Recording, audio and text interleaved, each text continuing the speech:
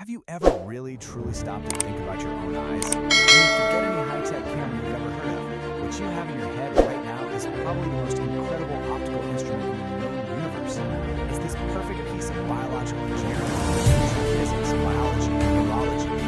So let's follow a single ray of light on this journey and figure out how this marvel actually works. To really get it, we're going to trace that journey from start to finish.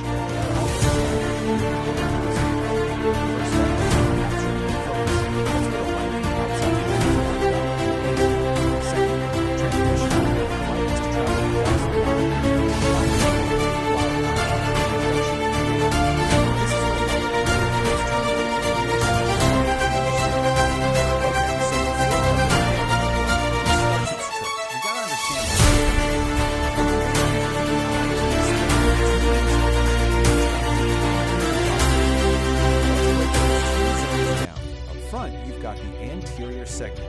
Think of this as the eye's focal engine. It's filled with this watery fluid called the aqueous humor, and its whole purpose is to wrangle the light and get that first crucial focus right. Then you have the back half, the posterior segment, which is like the sensory canvas.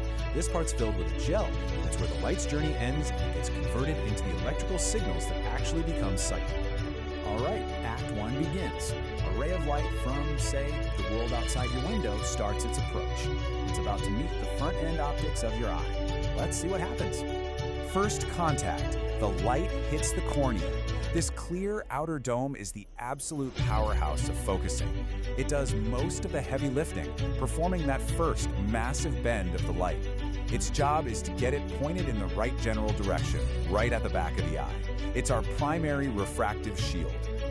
Okay, next, that light has to get past a gatekeeper. That's the iris, the colored part of your eye.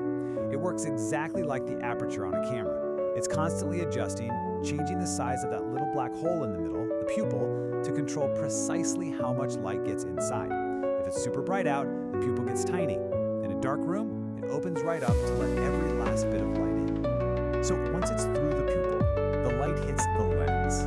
Now, if the cornea did the big, rough part of the focusing, the lens is the master of fine-tuning. It works with the muscles around it, the ciliary body, to stretch and squish, changing its shape to make these tiny, perfect adjustments.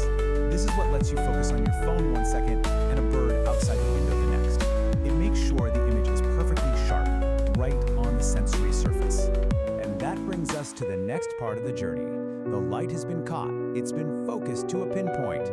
Now it's traveled to the back of the eye, to the sensory screen. This is where the real magic happens, turning light into a signal. So to get to that screen, the light has to cross the vitreous body.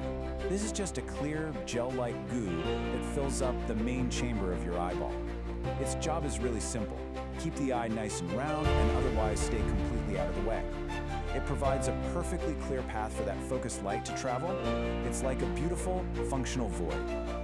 And here we are, the climax. The light finally strikes the retina. This is the thin layer of neural tissue lining the very back of the eye. This is it. This is where specialized cells, photoreceptors, catch the photons and do the impossible.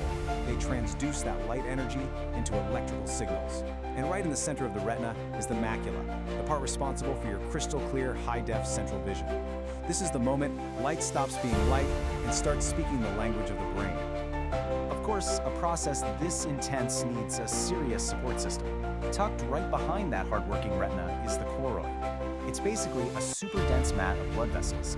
Think of it as the power supply, constantly feeding the retina with all the oxygen and nutrients it needs to keep turning light into data, 24/7. Okay, we've reached the final leg of the journey. We have an electrical signal, which is amazing, but it's totally useless if it's just stuck inside the eye. It needs to get to the brain for processing. And for that, you need a high-speed data highway. So all those little nerve fibers from across the entire retina, they all have to come together at one single point to leave the eye. That exit ramp is called the optic disc. Now, here's the catch. Because it's just a bundle of cables, there are no photoreceptor cells there. None at all. Which means you have a tiny spot in your field of vision where you are, technically, completely blind. So, wait a minute. Why isn't there a big black hole in the middle of everything you're looking at right now? Why don't you notice this gap? The answer is that your brain is just unbelievably clever. It takes all the information from the area around the blind spot and from your other eye, and it just flawlessly fills in the blank. It essentially photoshops reality for you in real time. The optic nerve itself is that high-bandwidth cable, a bundle of over 1 million fibers, shooting all that visual data straight to the brain's visual cortex to be assembled into the world you see. So let's just quickly run through that whole amazing process one more time. It's a perfect 5-step cascade. Step 1, refraction, the big bend from the cornea and lens. Step 2, regulation, the iris controlling the light. Step 3, transmission, the clean shot across the vitreous. Step 4, transduction, where the retina converts light to signal. And finally, Step 5, transmission, where the optic nerve sends it all to the brain. You know, the elegance of this whole system is just incredible. It's so fundamental to how we experience reality.